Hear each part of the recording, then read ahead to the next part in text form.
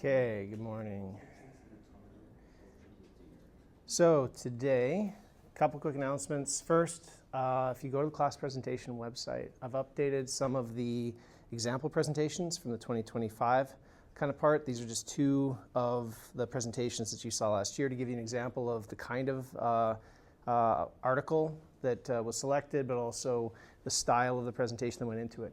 I have randomly populated people's names. These correspond to our classes starting on March 9th, and they run a total of 11 all the way through until the 1st. Now, again, this may change a little bit depending on different schedules, but if you look at this and you know you have an obligation in one of these days, please let me know, and I'm happy to switch different parts. So just off the top, does this overlap with an immediate conflict with anybody else? Do you know that now?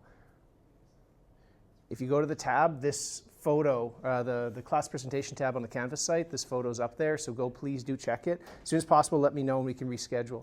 We'll also get you some context coming up, so if you haven't already done so, please start thinking about the kind of presentation or paper you would like. Happy to, if you shoot me something, happy to say, yes, this looks like it might be appropriate, maybe too hard, something like that. Happy to talk with you guys, but ideally by kind of the end of next week or so, you should be kind of locking this part up. Earlier is better, and like I said, the only criteria I have is it should be from one of the journals that I've cited in the syllabus. So this is like the classic RSC, ACS journals. I'm just trying to do that to focus so you don't have infinite journals to look into. The second thing too is ideally it's modern. So in other words, try to take a stop date of January 2026 and forward. So it's a new article is what I'm kind of targeting into. So should keep your 1 year, 2025 to 2024 should be what you should look at. So this last year moving forward is appropriate. Don't go back to historical data. And ideally, one article for people, one article per person. In other words, if you select it and somebody else wants the same one, first one wins, basically, between those two. I'll give you guys some more context about how we're going to go through the evaluation part of it as well. What I want to talk about today is the last part about the fitting part of this mechanism, this kind of multi-step mechanism we went through. I'm going to give you guys, for assignment 2, some other data structures based on this to practice some of that fitting. So these are experimental data sets where I want you guys to build the model and try doing the parameter estimation to kind of fix into the model. This answers some of the questions we brought up last time about the sort of mechanistic interpretation. Really, the goal here is for you guys to, if you have comments like, well, what if this other hypothesis might be possible, you should be able to start using the modeling as a way of sort of interrogating and sort of checking it yourself. As we left off, we had sort of this, a couple of different mechanistic hypotheses. As if you guys haven't done this part as well, this is something that, going from an abstract mechanistic hypothesis to something you could interrogate using sort of a kinetic point is kind of the first early in art, and something I do want you guys to sort of focus in for this next assignment. I'm going to give you an open-ended problem like, if you had this mechanism, could you build a model that you could start to interrogate or build a hypothesis off of? As we discussed last time, the way that I did this for this system was we had this question of the sequential kind of process where we get this one regioisomer of this dye substitution. This is in favor of that kind of ring walking pathway, where we say there's also, for some substrates, this addition where you get this diffusion control. And that's basically these ones ring walking on their own. And the language you can use to sort of describe this, I'm not saying that there is no diffusion in the Pepsi or the Rufos ones. I'm saying that the model I've provided, that minimal model, is sufficient to explain the data I have, right? I don't have to invoke this kind of warp speed move we discussed last time.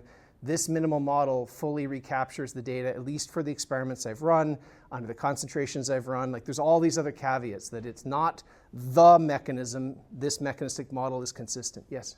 Where is the pink data for the...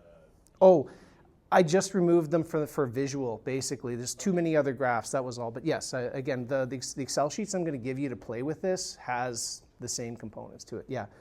In this case, yeah, it's just because I was trying to, these are the actual figures we used from the paper, and it was just too many in the graph. This is one of the problems you start to run into, is just visual language, right?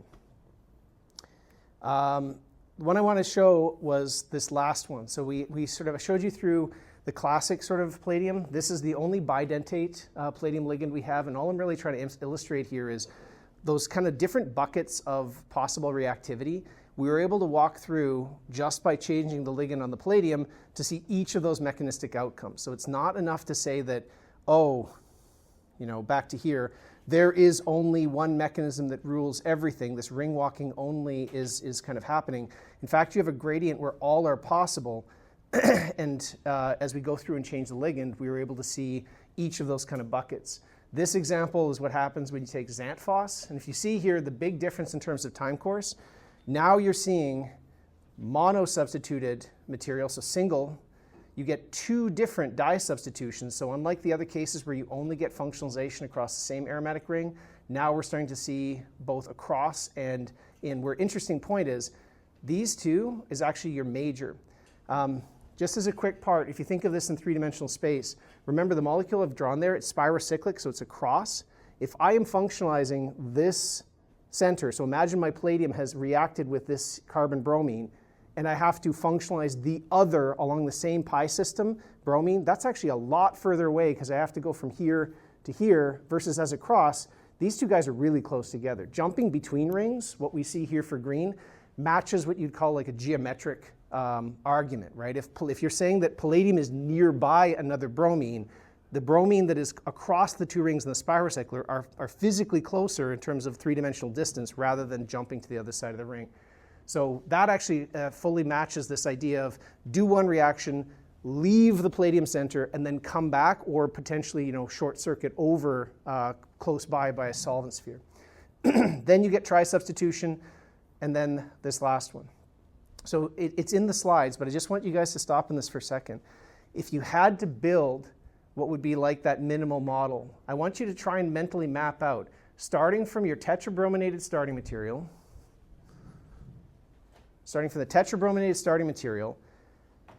what first stop? So the pink guy turns into what? Not a trick question. Red. Then what happens? Red turns into green or yellow. There's a bifurcation, right? And if you look at the graph, look down here at the concentrations, which pathway do you think is preferred? Think of it in terms of the Ks. Green. So we could say the rate of formation of green is higher than orange, right? There's a selectivity there where we have some ratio. And if we imagine that they're happening at the same rate, you can actually look at that and say that's a 10 to 1 or 5 to 1. Right? And then from there, what happens? So now you've made either green or orange, then they collapse back again. So this is what it looks like. You have a pathway that says one becomes my monosubstituted. Monosubstituted has a choice, where what I've drawn here, K3 and K4, that ratio is my selectivity constant between the two. They both move forward. I get some reaction between both, and then they collapse back again where 10 and 9 actually sort of have to aggregate back. So we end up with this kind of a river kind of pathway as we move through it. So we've actually done that, and same point. We were able to build that same model. Once again, as before, that sort of modeling data, we were able to show that more complex model is sufficient to explain this system. Again, no diffusion limited, it was just through here.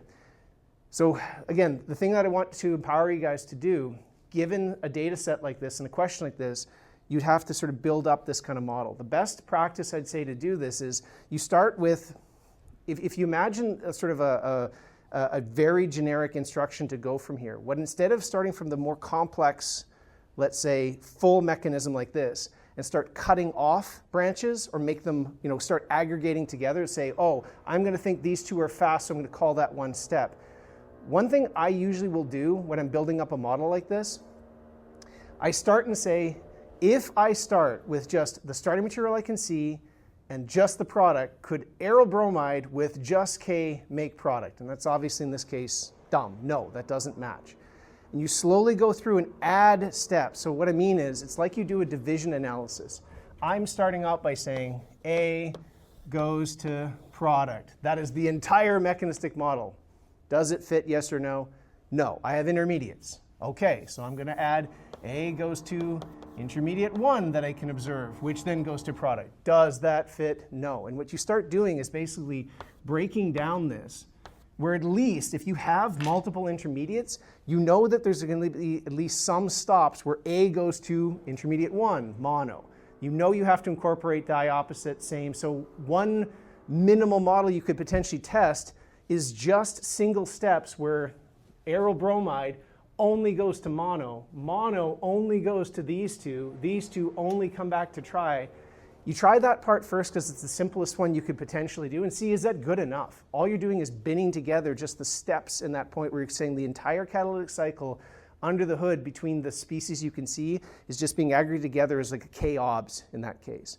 It turned out that if you build that, it does not work. There needs to be speciation. What happens here, remember, is that each of these intermediates I'm saying, aryl bromide cat, these ones here, what's special about those is those are intermediates I may not be able to measure, but they at least account for some of where the palladium is, right? Those are palladium-bound intermediates that have already made up their mind of what they're going to turn into, right? Palladium had to do something to form that bucket, and that speciation, allowing the palladium not to just sit as free palladium to do just catalysis, but be kind of aggregated together to these kind of parts, was necessary to recapitulate the kinetics and selectivity. So this is a practice that that we're going to work through a couple times, but starting from the most simple low level and then slowly adding complexity is a lot better than trying to go the other way. Start from the ridiculously complex and start paring down. That goes back to the overfitting problem. Yeah? When do we want to look at the actual palladium intermediates versus just saying like, oh, this whole thing kind of collapses into one palladium? Like this becomes, oh, you mean like where do you want to go back to this specific, like that one, that one, that one? I'd say the best thing is you start off by saying, I will add one. I know it's going to involve the catalyst. I don't know which one it is, but I need at least one. If that matches your model, then the question comes back to you experimentally to say, of the ones you have, I only need to invoke a single palladium intermediate. Of the ones I have here, can I measure it? Do I know if it's a reductive elimination? Like, come down to identity after. So the simple part is only add as many as you need to make the experimental data fit. You're doing it abstract by saying, I'm calling it palladium int 1. Identity is now back on the experimental side to say, maybe computation tells me that oxidative addition is limited. Maybe NMR tells me that I can see this one complex, right? But it allows you to basically focus your hunt and say, of the billion possibilities, I need to go and find which one of these is true or not. And that might be stoichiometric experiments or something else to follow up. But again, imagine using this tool recursively where you get to a point like this and say, I only need to invoke one intermediate for each jump. Okay, now it's back to me to design experiments like maybe stoichiometric aryl species plus stoichiometric catalyst to measure this rate constant to see, is oxidative addition fast or is it slow relative to some other species, right? So use it as a flashlight to say how you're going to design your next round of experiments. Make sense? Okay, let's go talk through the assignment. So, as I mentioned before, the assignment had a part in the top where I'm saying you guys should do this. Again, that's math and build-up that I expect you guys to have gone through. If you don't have any problems with it, great. I'm going to expect you guys know it. If you've tried that sort of precursor thing, the non-handed part, and you ran into problems, please let me know. Did anybody not get these? This is your chance to come clean because I know by your submission, not everybody got these. So this is algebra, right? Where the goal here is if you're asked to come up with the rate constant, the two main errors I saw was some people stopped at just defining what the term was for the intermediate. That's good. That's not your full steady state rate equation, right? Like remember, the process of making a steady state rate equation, there's those 4 steps that I outlined on lecture 1 and lecture 2. You start by saying, what is the rate of the reaction? It's just your last step. So in this case, it's K2IB. Then we have to come up with a steady state approximation, a term that it replaces this intermediate. In this case, that's what it looks like. And then it's just math after that to simplify it. And you go through that for each of them. This is just that last step. This is just that last step. And then each of them has a different algebraic representation for I. If you've made a mistake on this one through, just go through. Do it slowly. Figure out where that mistake came in. Right? Like I think that if you try to see where your error actually is, what I saw was sometimes there's an extra B, Sometimes it was just not that last substitution. Sometimes it's in that substitution step, there was just an algebraic error. But take a look at it. Anybody want to talk more about this point or any discussion? Like I said, the best way to find this in terms of a worked example is lecture 2, where I've got the steps all broken down. This is actually the same problem we give you guys in first year. If you actually remember these, I actually used this exact same slide in 123. So if you feel bad about that. How do these represent differently? Again, so open discussion. In your own words, how is mechanism 1 different than mechanism 2? Less dependence on B, arguably. In mechanism 1, it ends up resembling the Cayless-Menten kinetics a little when you have very small or very large amounts of B.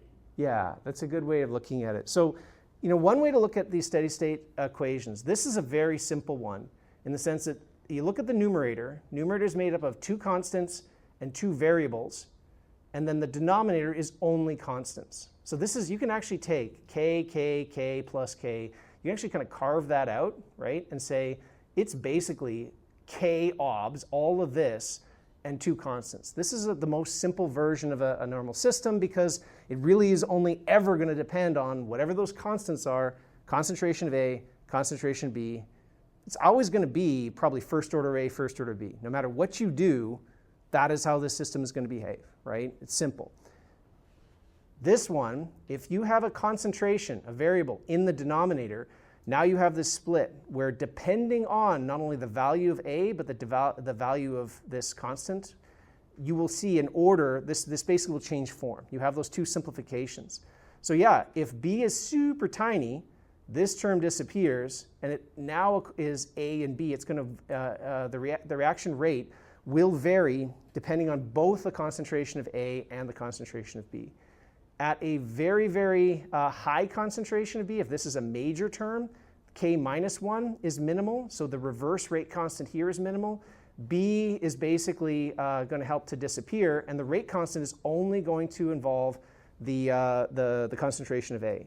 You'll have sort of this 0 order in B sort of component. So it's kind of polymorphic, right? It will adapt based on the relative concentration of A and B, and that's kind of this, what we've said before, like saturation kinetics. It's going to depend on what's happening in the system, and you're going to have these kind of bifurcations and split. The other thing I wanted to point out, though, is that, again, that kind of switching behavior only happens where your second measured component reacts with the intermediate, rather than 2 things to come together to make the intermediate. So that piece on its own, a range in concentration dependence in B, really means something. It's an order of addition. You're saying that some substrate makes an intermediate, could be catalytic, could be something else, and then your second component comes and reacts with the system, right? That there's this physical separation on which species reacts in which order. If you have only A and B binary coming together to make intermediate, it's always going to be first order. That's like your SN2 reaction, right? If you've got an intermediate generation and then B gets in there, now you're going to have a dependency. Now, remember, one big asterisk. This is not universal because it depends on the absolute values of K, right? If you have a really, really, really fast equilibrium constant where A to intermediate is like super, super product favored, it looks invisible. It's going to look kind of like mechanism 2 effectively because it's just too fast to actually matter. There may not be a legitimate concentration of B for you to actually run to actually see that one, but it's a good hallmark. If you do observe it, it can't be it can't be mechanism 2 anymore. Okay, mechanism 3, what's unique? C is inhibiting. Exactly. It is unique because one of the components of the reaction, a byproduct, C, actually will hurt the reaction. It's in the denominator, which means its order is -1, right? It's -1 in terms of your power. As this reaction gets higher concentration of C, this becomes the dominant term. It's going to push this reaction backwards. Again, visually here, what you're saying is if I dump in a ton of this, the Chatelier is going to push intermediate that way.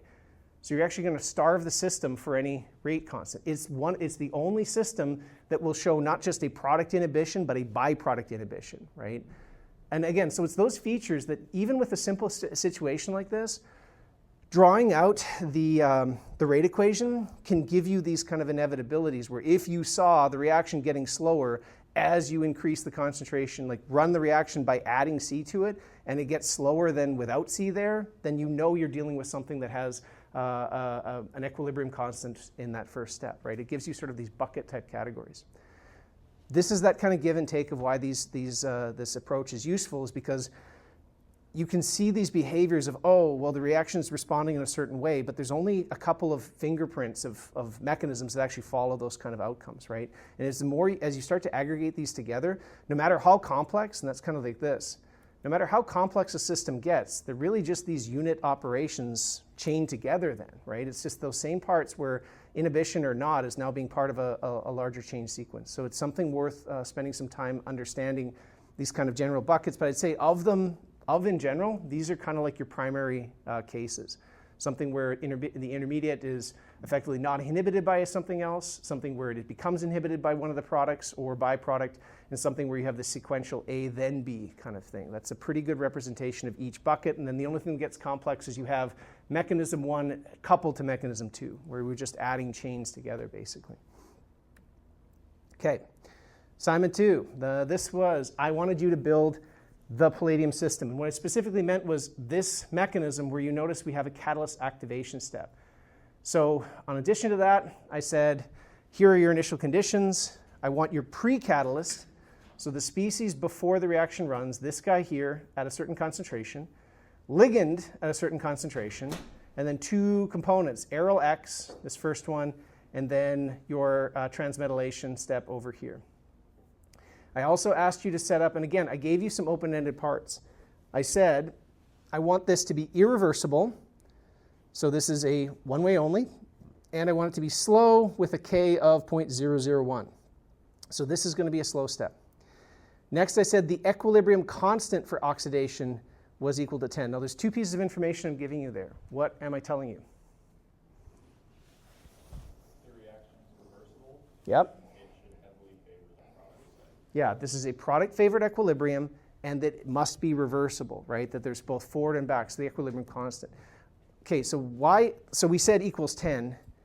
Is that enough information to give you a specific or only value of K? No, there's multiple values of K1 and K minus 1 where that is true. And that's the open-ended part that depending on how you guys did this, you could see a lot of different behaviors from that one. By design, that's something that happens quite a bit, that either by purpose or because we don't know, sometimes we're left with these ambiguities. But I wanted to see what you guys would do and how you would sort of build that part out. The only other one that kind of does bind it, though, as I said, the reductive elimination occurs with this and is the turnover limiting step. So what does that mean? There's 2 pieces of information there. K needs to be greater than that for oxidative addition. Yeah, like we've basically put a floor in place, right?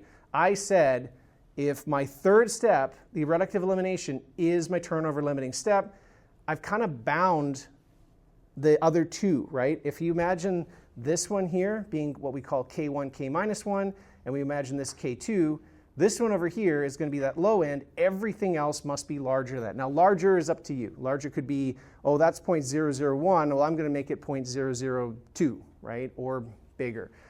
Again, rule of thumb, buckets of 10 or 1 order of magnitude is a good way to sort of give you enough flexibility to see sort of signal. If you make them too close to each other, they may sort of crash into each other. But that was the goal. So it was irreversible, 1K, reversible, where the equilibrium constant is equal to 10, irreversible, 1K, irreversible, 1K.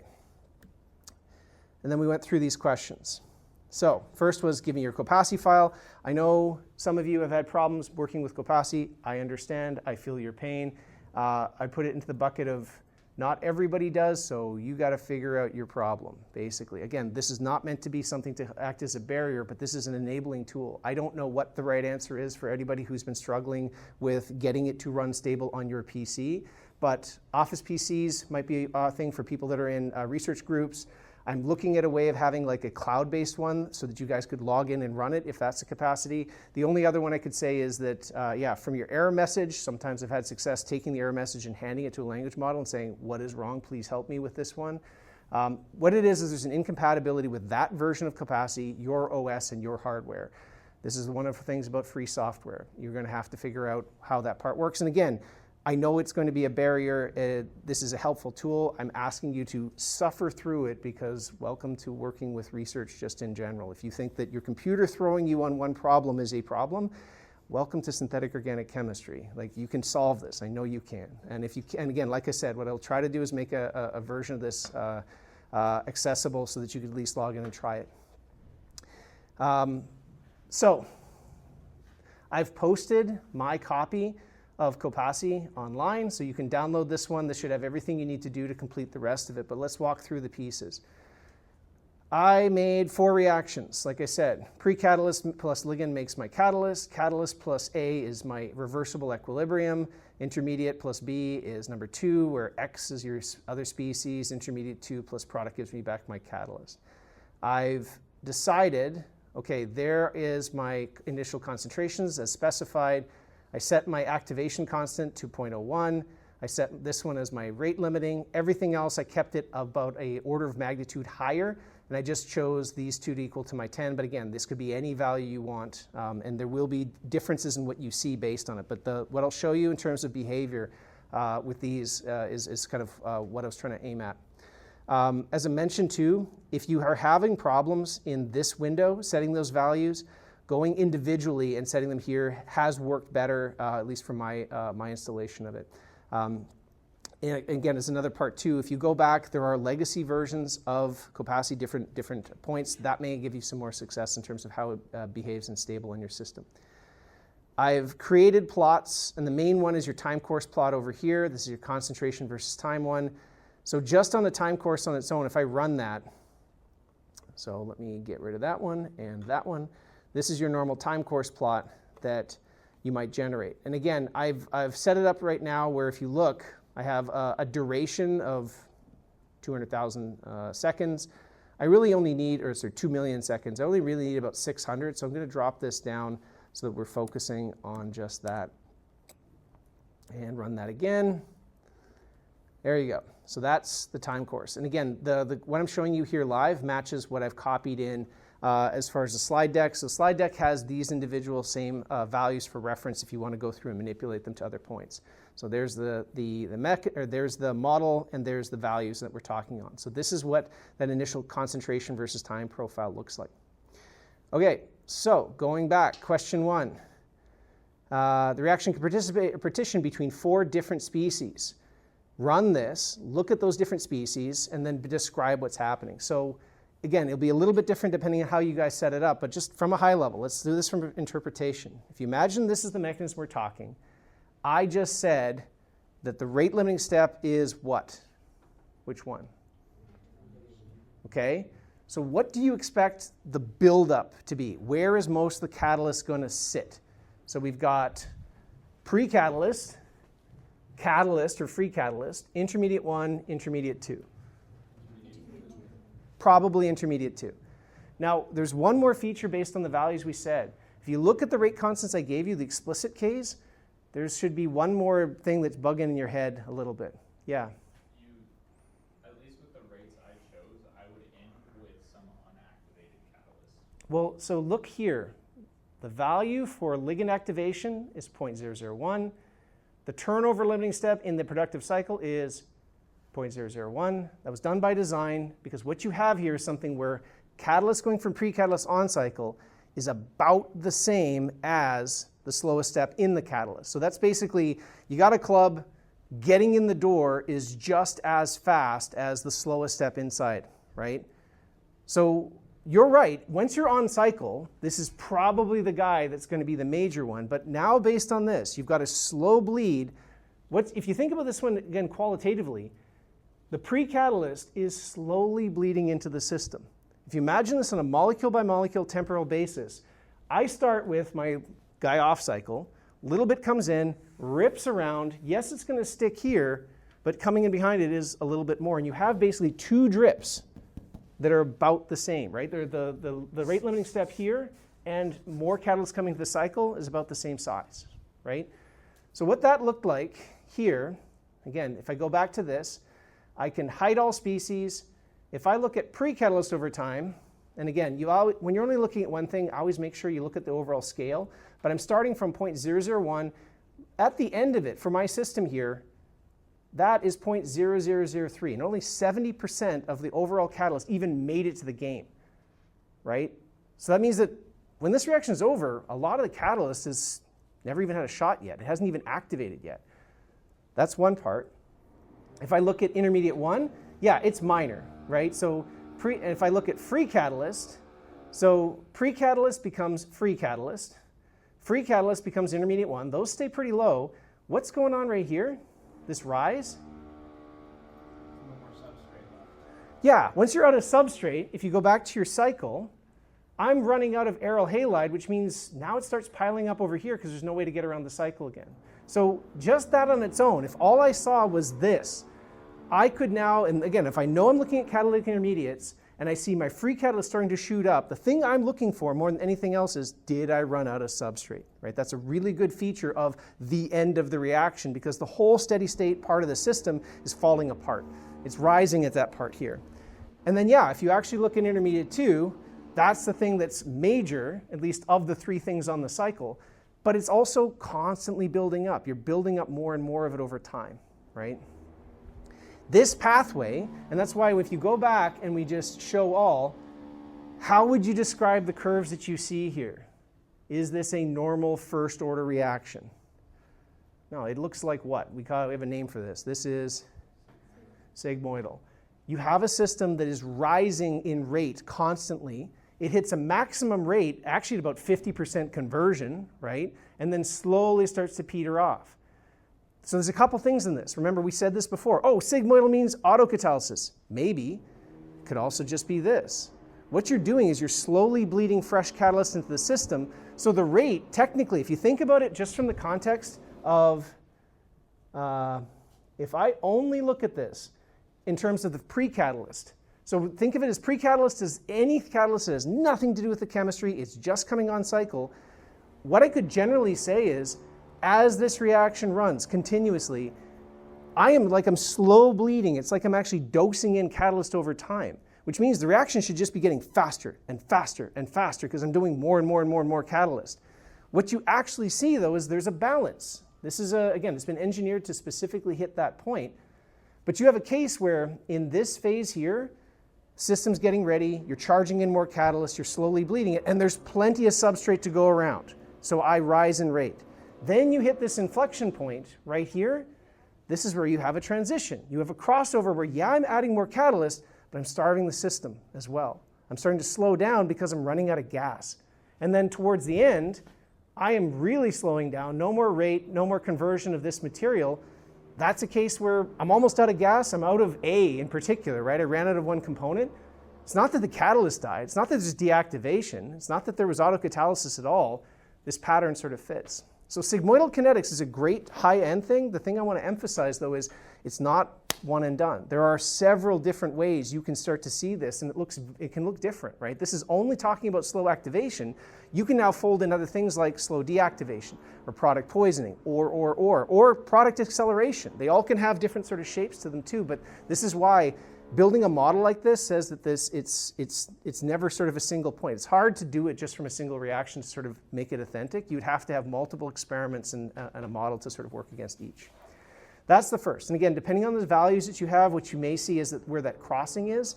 But really, the important thing here is that the relative values of these Ks are what are going to differentiate where that sort of maximum rate actually hits in different parts too. Okay, next. What's the order in each reagent? Again, I want to hear what you guys did. Depends on what time point we're looking at, as well as like the relative concentration of the reagents at that time point. Yeah, that's a good general answer. So back it up. Let's go by definitions. What do we call order? Like, how do we get at order?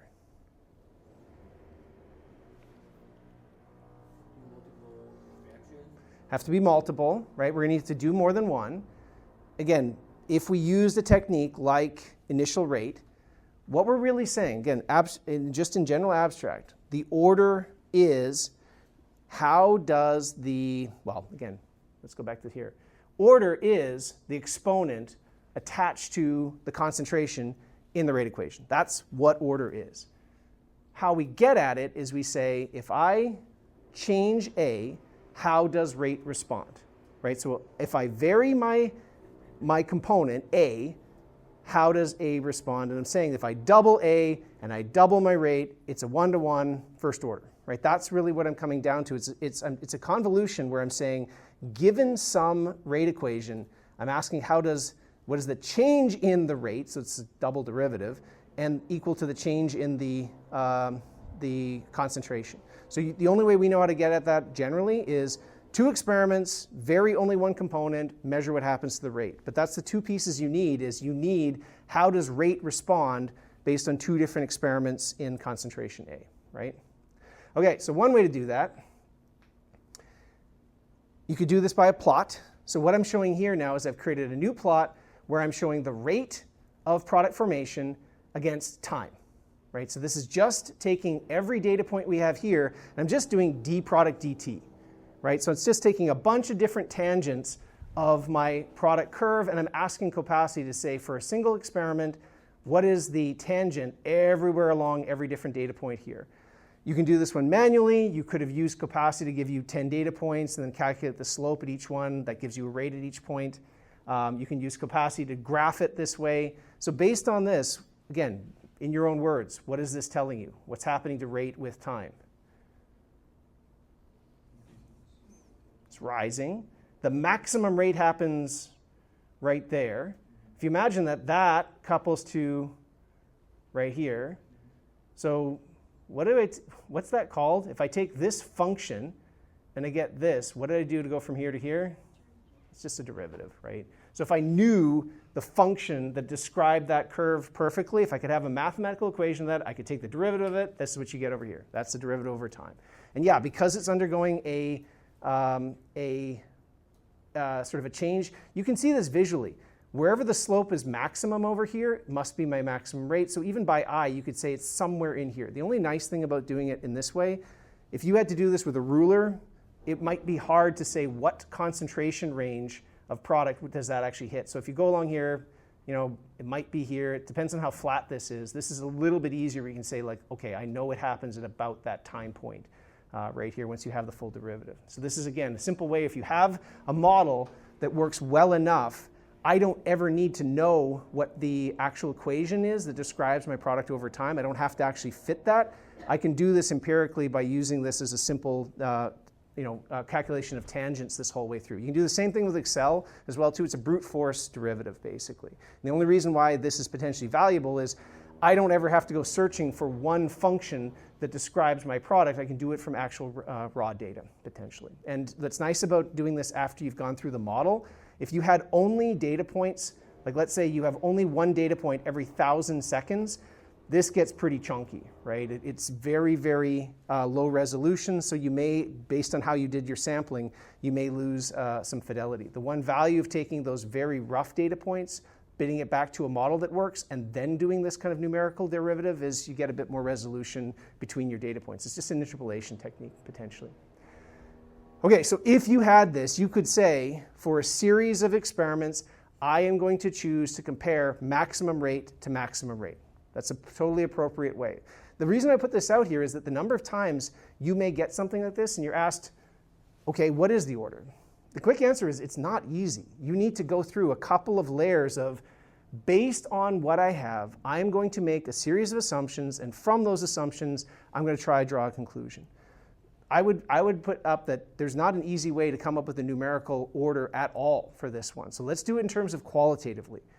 Based on this mechanism, what do you guys expect the order's sign or maybe magnitude to be based on what we've described for this system? Let's take the aryl halide. Do you guys expect the aryl halide to have a positive or negative order, first of all? Positive. Is it going to be 1? I see a no. I guess it depends on your case, sure, but remember what we set up. We said, where's the rate limiting step? Right there.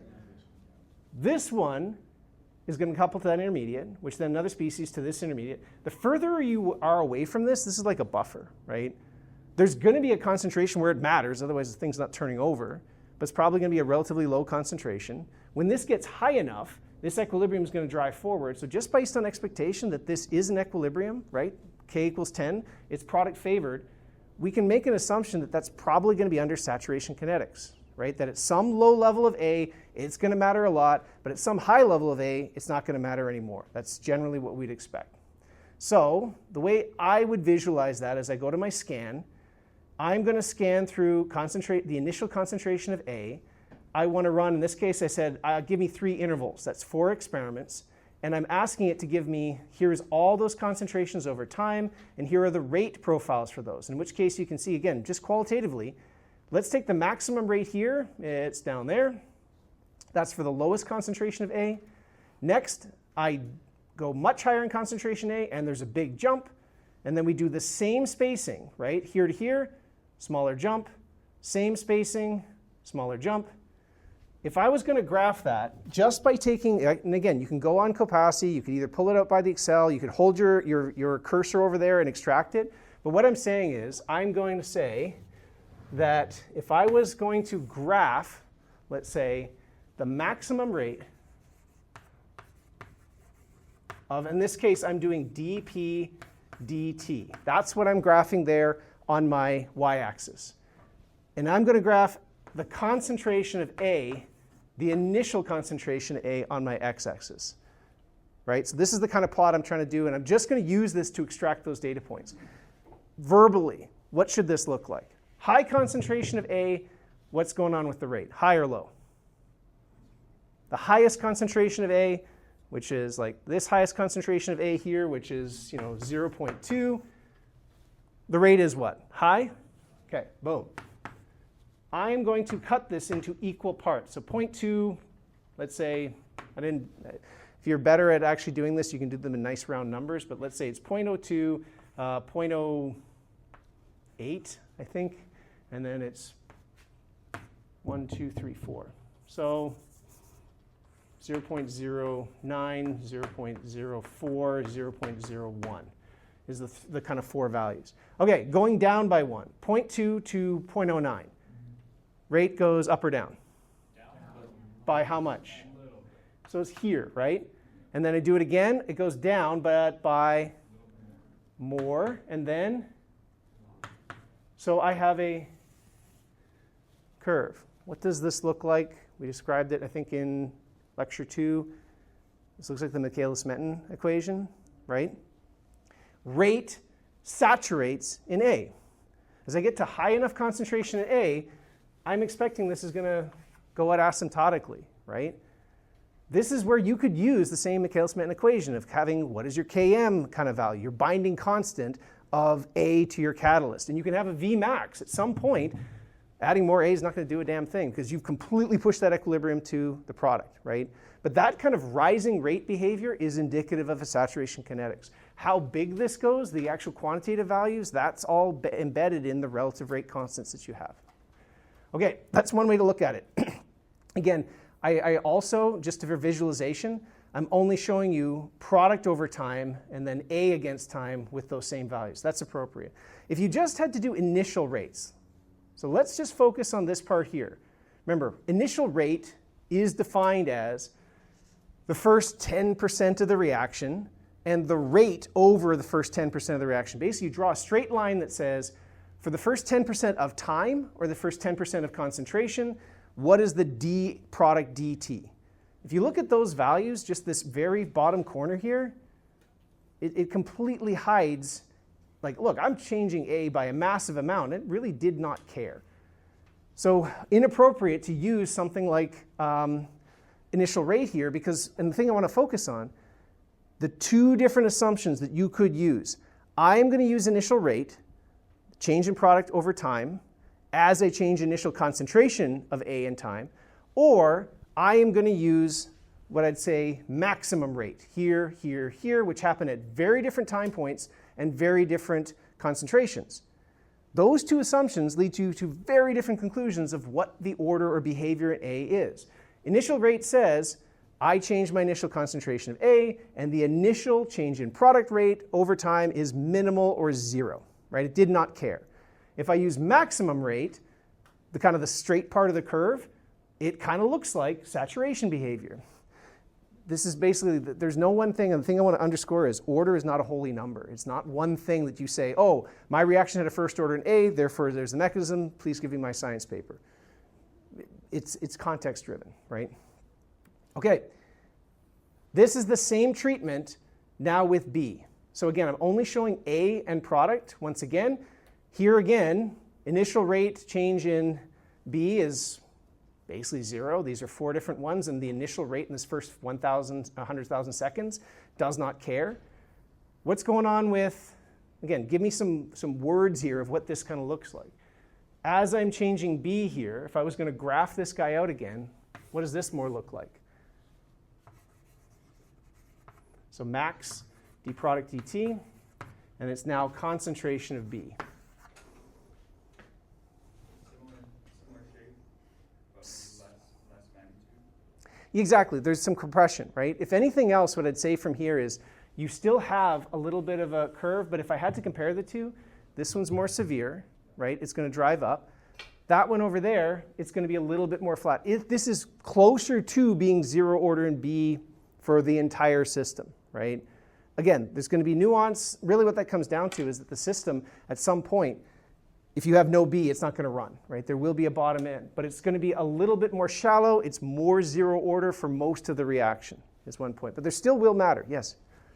So when you are doing these concentration scans, when do you end up leaving like the valid space of when you should be running these reactions? Because I would argue that if you cut B down so it's like 10% of what it initially was, Yeah. that's kind of irrelevant to looking at it for when you're going to be doing that chemistry. So this is where you have to step away from the quick answer. So let me rephrase it. You're asking for what is the guidance about either the spacing between concentrations, how big do I have to change my initial concentrations of a component, and also what range of concentrations should I be scanning, right?